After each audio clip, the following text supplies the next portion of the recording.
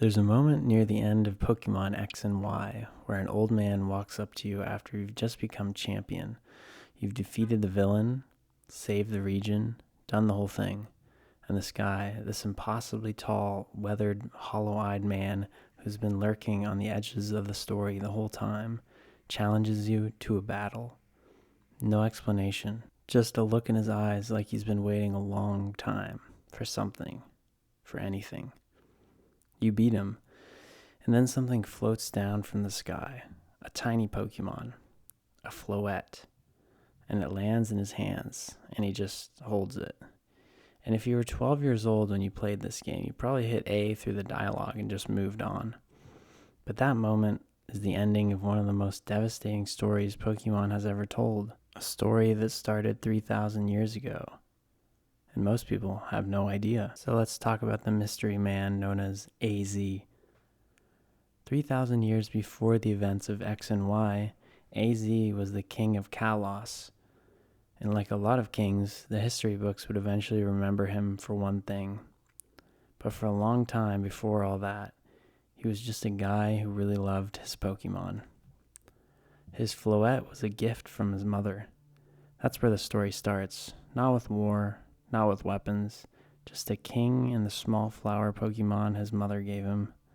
That's the foundation of everything that comes after. But then a war did break out. We don't know a lot about this war. Pokemon is deliberately vague about it, which is actually one of the things that makes the lore hit a lot harder. All we know is that it was big enough that soldiers showed up and conscripted Pokemon to fight in it, including AZ's Floette. And his Floette didn't come back. What came back instead was a box with a flower in it. The flower his Floette always carried. That was how AZ found out. Here's where the story goes somewhere Pokemon games really don't normally go. AZ, in his grief, built a machine, a resurrection machine, powered by the life force of other Pokemon, hundreds of them, drained to nothing. Their energy harvested and fed into this device, and it worked. Floette came back. AZ got his Pokemon back. And then instead of stopping there, instead of going home, he turned the machine into a weapon. Because Floette was back, but the war was still going. The same war that killed her in the first place was still happening, right outside his door. And AZ, with immorality now running through him as a side effect of the machine, with 3,000 years of life suddenly stretching out ahead of him, decided that the war needed to end, right now, permanently. The weapon, it destroyed both sides of the conflict. Armies, cities, everything caught in the blast. Citizens. The war ended because there was nothing left to fight over. And then Floette found out how she came back. What it cost. Whose life force was poured into that machine to pull her out of death. She left. She just left. She couldn't look at him anymore.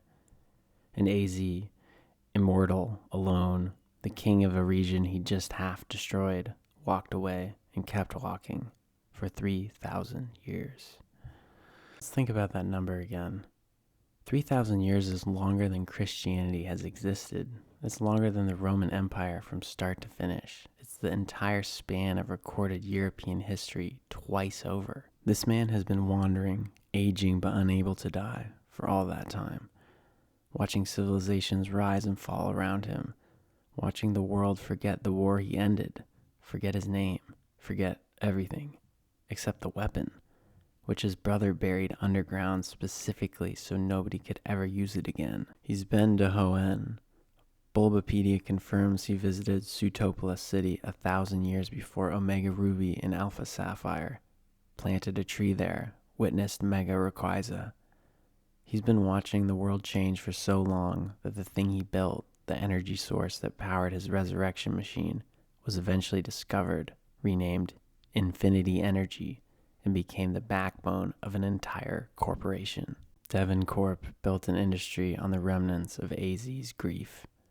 And through all of it, he was looking for a Floette, a tiny flower Pokemon somewhere in the world, refusing to come home. When you actually encounter AZ in X and Y, he's wandering. He's 9 feet tall, another side effect of the weapon, which means he literally cannot blend in anywhere. He's been enormous and alone for 3,000 years. He mutters about a flower Pokemon when you pass him on Route 13, and then keeps walking. Later, you find him in Lysandre's lab, imprisoned, because Lysandre, who is doing the classic villain thing of wanting to wipe out most of humanity to save the rest, found out AZ had the key to the ultimate weapon and took it from him. AZ had been carrying that key for 3,000 years, not to use it, just to make sure nobody else did. That's the detail that gets me. He kept the key. He didn't destroy it, didn't throw it into the ocean, he kept it on him for 30 centuries as a kind of penance. This is the thing I built. This is what I did. I'll carry it. When you free him, he tells you the whole story in a flashback, and then he thanks you and walks away again. The last time you see AZ is at the parade celebrating you becoming champion. He walks up, challenges you to a battle, and when you win, he smiles.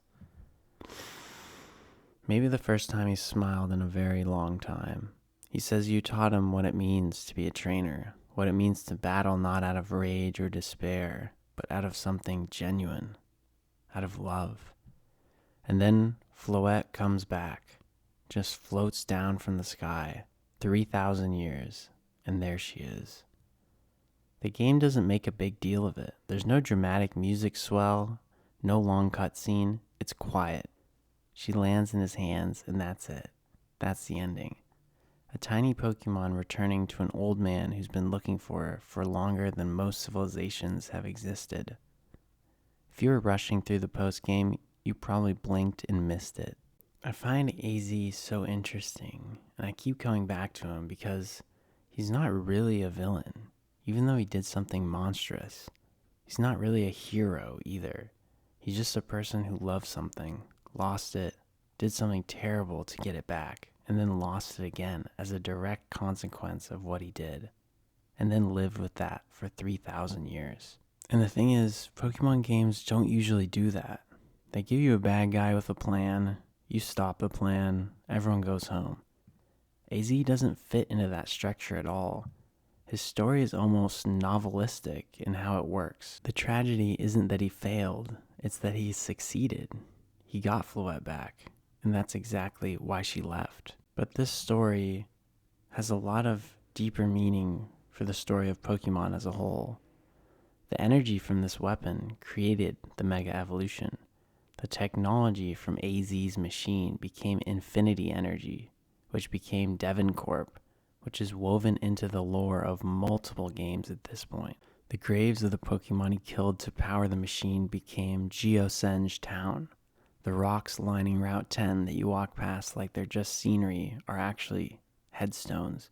You've been stepping over a mass grave the whole time you were exploring Kalos. And Lysandre, the actual villain of X and Y, came from AZ's brother's bloodline. The family that buried the weapon to protect the world eventually produced the man who dug it back up. That's the kind of generational storytelling that Pokemon almost never gets credit for doing. Oh yeah, by the way, AZ is actually back in Legends ZA, by the way. He's running a hotel in Lumio City with Floette, older and using a cane now because even immortality can't fully stop time, which is its own kind of bittersweet.